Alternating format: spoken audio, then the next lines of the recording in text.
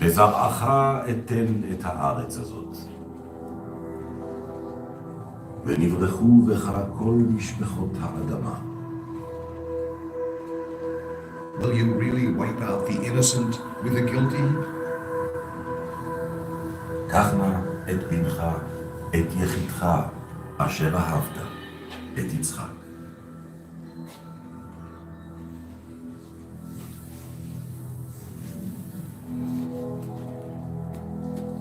And no longer shall your name be called Abram, but your name shall be Abraham, for I have made you the father to a multitude of nations. ולא יקרא עוד את שמך אברהם, והיה שמך אברהם, כי אב המון גויים נתתיך. האף תספה צדיק עם רשע. Take, pray, your son, your only one, whom you love, Isaac. אל תשלח ידך אל הנער. Therefore did he call the name of that place Beersheba, for there did the two of them swear. על כן קרא למקום ההוא באר שבע, כי שם נשבעו שניהם.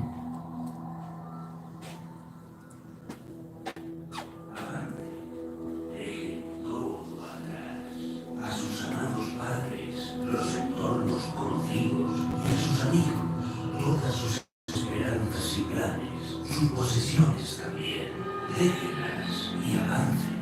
Vayan a un lugar desconocido, a un futuro rodeado de libertad.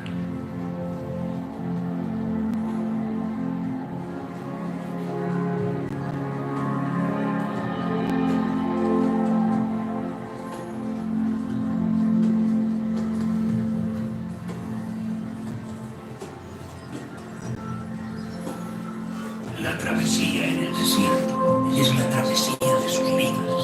Un pasaje a través de la LLENAR en busca del pozo que contiene el agua de vida. Llegarán a saber dónde se encuentra la tierra prometida, pero por ahora no sabrán a dónde les llevarán sus pies. Crean y avancen. Una travesía que pondrá a prueba su vida, su fe y a ustedes mismos.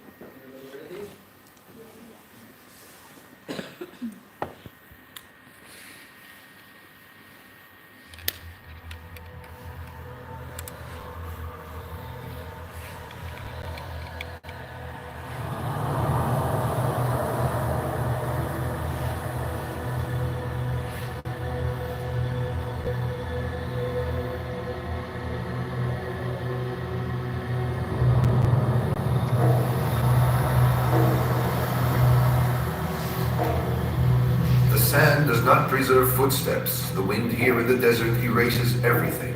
The tracks that man leaves, his actions and deeds, all his adventures. But one thing is never erased. The story. Because the stories are kept by the wind and whispered to anyone prepared to listen, to anyone who hears. Can you hear? Here in Beersheba once lived a man, Abraham they called him, and he brought to the world the belief in one God, a belief that is held today by more than half of mankind. One man from Beersheba. Here, listen to the wind.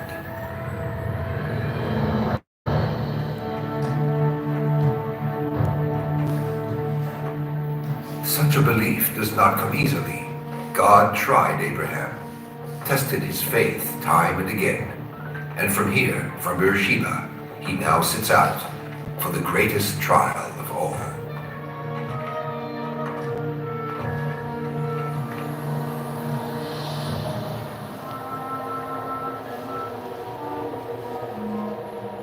Abraham, here I am. Take your son, your only son Isaac, whom you love, and go to the land of Moriah, and offer him there as a burnt offering on one of the mountains of which I shall tell you.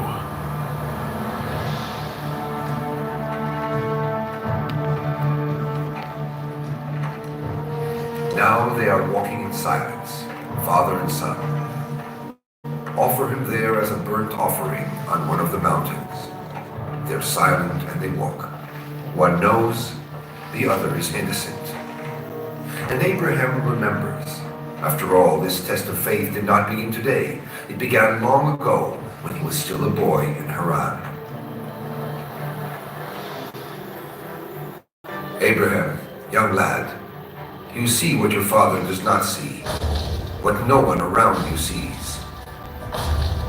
One God, creator of all, too prodigious and sublime to be depicted by a statue or by many idols. Now you are walking towards the most terrible sacrifice of your life. Around you an entire humanity incapable of accepting this huge change in its history. One invisible God. The break with the world of idolatry meant that you had to break with the past to pass God's first test. Go forth from your country, and from your relatives, and from your father's house, to the land which I will show you. And I will make you a great nation, and I will bless you and make your name great, and so you shall be a blessing. And I will bless those who bless you, and the one who curses you I will curse. In you all the families of the earth will be blessed. You left your father's home, and now you must part with your son. Time is getting shorter, and Mount Moriah approaches. This is your boy. Offer him up with your own hands as a burnt offering. How will you become a great nation, and how will all the families of the earth be blessed in you? These are the boy's eyes. This is the wood for the offering. Will all your handiwork be consumed by fire? And who will inherit you, Abraham? Has God forgotten the covenant he made with you? Will the covenant between the pieces in which he revealed himself to you, promising this land to your seed, be violated? And the circumcision? He that is 8 days old shall be circumcised, every male throughout the generations, and my covenant shall be inscribed in your flesh for an everlasting covenant. Abraham's face is calm. Do we see his face furrowed by lines of doubt? Or is this the face of the absolute believer?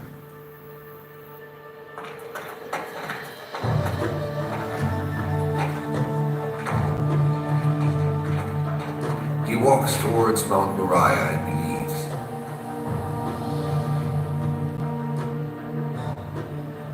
How many years has he prayed and waited for this child? An old man, his wife Sarah, an old woman. From your seed will arise a nation, they tell him. But in all the reality around him, where is there even a hint of this promise being kept? But Abraham believes and remembers. He remembers how he came out joyfully to greet the unknown guests, offering them his home and all that was in it. Because in the desert, among those who thirst for water, the degree of goodwill is a matter of life or death. Where is Sarah your wife? Behold, in the tent. I will certainly return to you when the season comes around, and lo, Sarah your wife shall have a son. Sarah laughed at the news brought by the angels. How would she have a son at her age? And now he strokes the head of Isaac, walking by his side to that dreadful scene on the mountain. Does something within him rebel? Perhaps he will stand up against his God. He's already done it once before, that time in Sodom.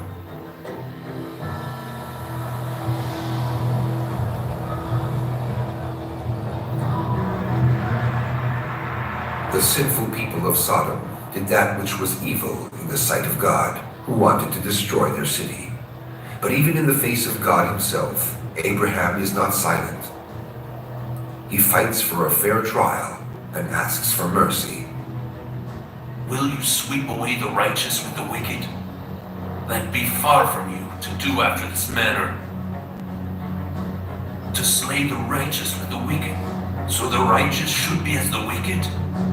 That be far from you. Shall not the judge of all the earth do justly? But even 10 righteous men were not found in the city, and Sodom's fate was sealed. Fire and sulfur rained down upon it.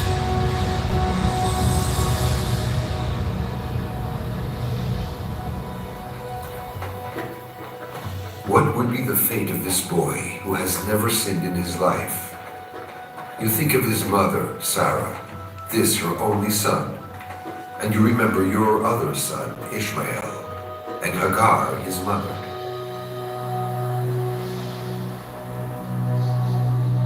How you were pained about Ishmael, the fruit of your loins, and about Hagar. But the moment approaches.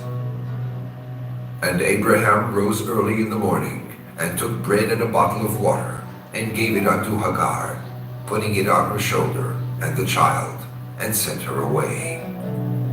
And she departed, and strayed in the wilderness of Beersheba. But Hagar and Ishmael were saved, and settled in the wilderness of Paran. Many tribes would yet spring from the loins of Ishmael. And then, at the end of your wanderings in the barren desert, you dig a well of life-giving water, and around it set down roots in the soil. The well is a junction of information, a center for meeting people and exchanging opinions and news. With the water, life flows. But many covet the well you have dug, among them also the servants of Abimelech. Abraham, God is with you in all that you do. Now therefore, swear to me by God that you will not deal falsely with me, nor my son, nor his son, but according to the kindness I have shown you unto me and to the land where you have sojourned. I will swear, but this well of water your servants have violently taken from me. I know not who has done this thing, nor did you tell me, and I heard of it but today. These 7 lambs you shall take from my hand, that it may be a witness unto me that I have dug this well. Wherefore that place was called Beersheba, because there they swore both of them. So they made a covenant at Beersheba, and Abimelech rose up, and Pichol, the captain of his host, and they returned to the land of the Philistines. And Abraham planted a tamarisk tree in Beersheba, and called there on the name of the Lord, the everlasting God.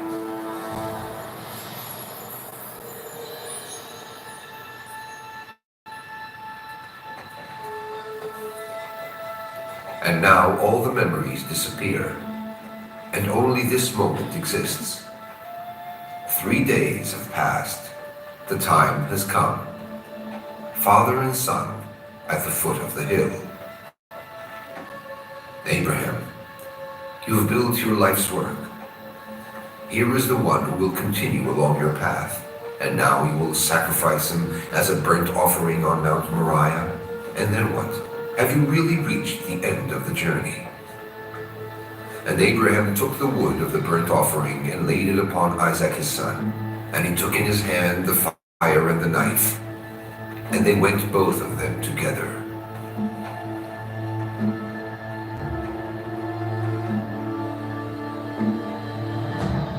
Father, Here I am, my son. behold the fire and the wood, but where is the lamb for a burnt offering? God will provide himself the lamb for a burnt offering, my son.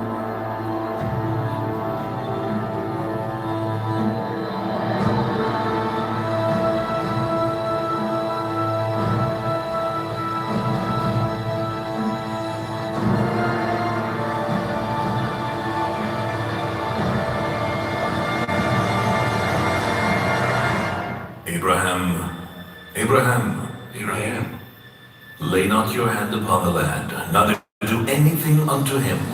For now I know that you are a God-fearing man, seeing you have not withheld your son, your only son, from me. By myself have I sworn, said the Lord, because you have done this thing and have not withheld your son, your only son, that in blessing I will bless, and in multiplying I will multiply your seed as the stars in the heaven, and as the sand which is upon the seashore.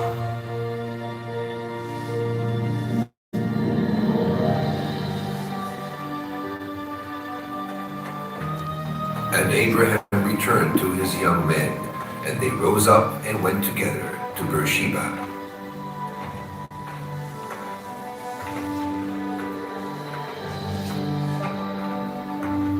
Abraham, you became the father of many nations. 3 religions see you as a father and an example. How many sons and daughters you have, each of the siblings thinking differently, arguing and quarreling. But one thing has not changed. We all have one Father. And if we know his story, we may perhaps learn about ourselves. Because Abraham's journey never ends. It is your journey to your faith, to the goodwill within you, the mercy and compassion that you find in yourself. Can you possibly dream? Walk forward without knowing, but also without fear? Wonder about obedience and ethics? See your great dream through the sand that pricks your eyes.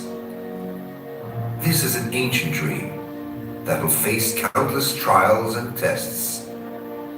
But if you hold on to it and do not let go, it will lead you to the promised land.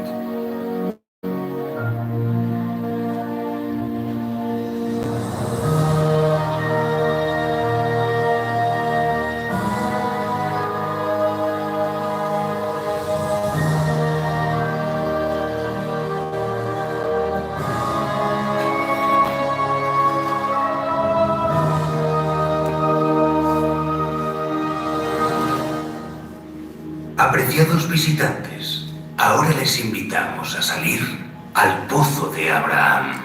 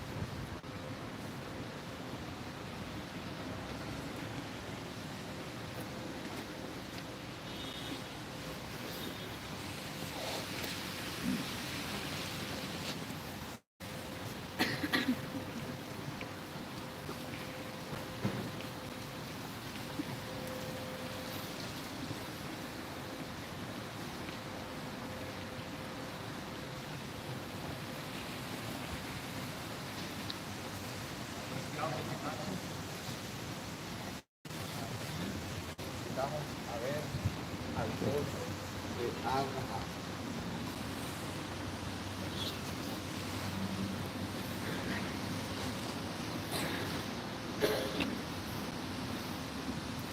Bueno, Talmidim, Talmidot de la Torah. Hoy estamos compartiendo con ustedes acá desde el Pozo de Abraham, el sitio que se conoce como el Pozo de Abraham, en Beersheba.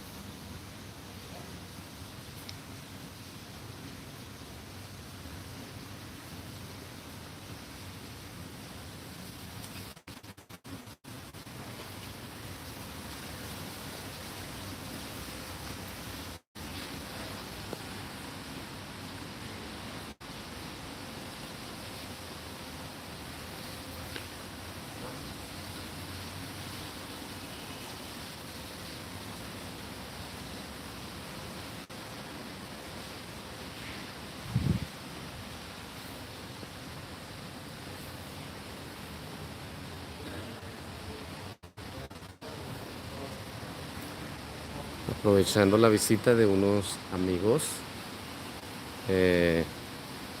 hemos querido compartir con ustedes esta hermosa experiencia.